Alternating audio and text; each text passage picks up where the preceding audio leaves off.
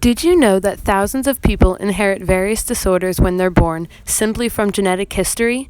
There are several different ones, but today Natalie and I are going to focus on one rare disorder, phenylketonuria.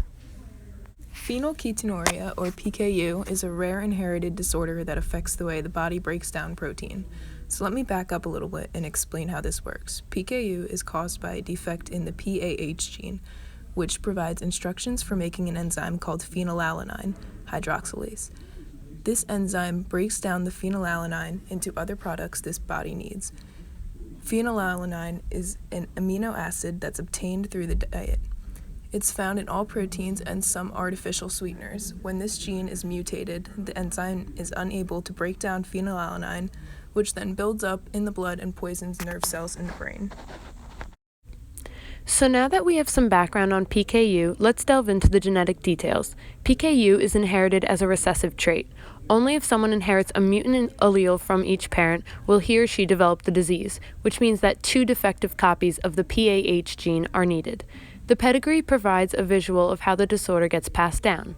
PKU is an autosomal disorder, meaning the gene mutation is not located on a sex chromosome and can be passed down to either gender. The defective gene causing PKU is found on chromosome 12, again being an autosomal chromosome. How do you know if your baby has the disorder?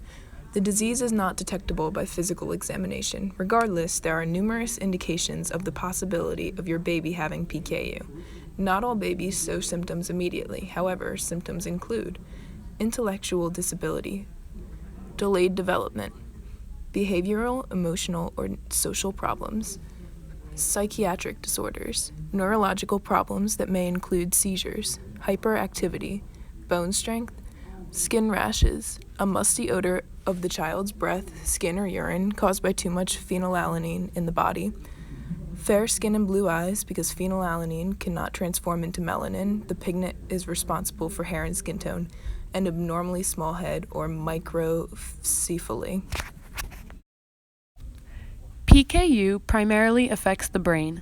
This is because too much phenylalanine in the body causes damage to the brain's nerve cells and can lead to irremediable brain damage and/or severe mental retardation. With that said, like countless other diseases, if untreated, PKU could result in irreversible brain damage and marked intellectual disability within the first few months of life, neurological problems such as seizures and tremors, abnormally small head or microcephaly, behavioral, emotional, and social problems in older children and adults, and/or significant health and developmental problems. Although there is no cure for PKU yet, there are ways to manage the disorder. For instance, keeping track of diet correctly and precisely is essential. Always measure properly and eat low-protein products. Additionally, pregnant women with PKU should follow a strict diet and seek a genetic counselor to discover how it is passed through a family tree.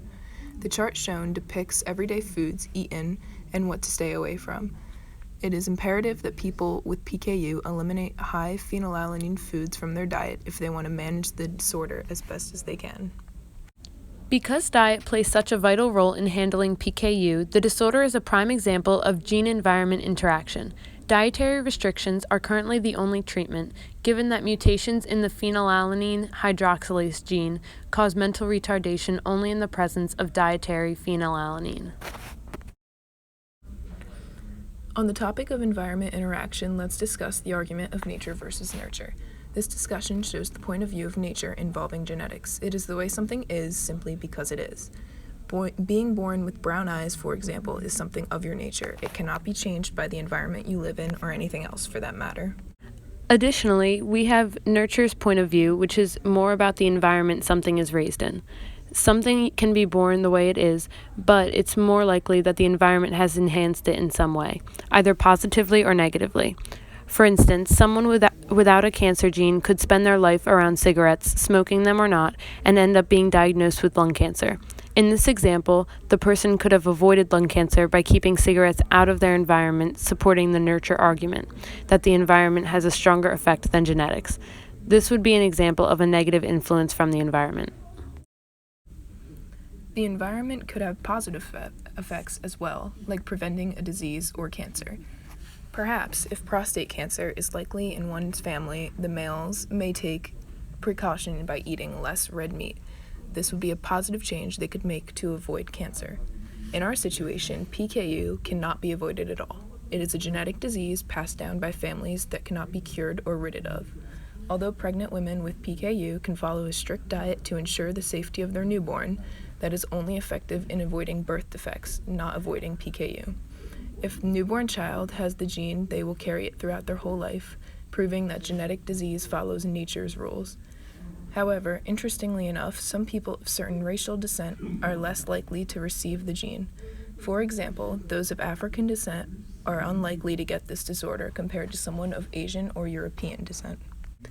As Natalie mentioned, because the diet of a mother with PKU can only prevent against birth defects and not actually prevent the child from receiving PKU itself, PKU agrees with the nature concept. However, hypothetically, if the mother could avoid PKU and not just birth defects with her diet, then it would support the nurture argument, leaving for a debate between the two.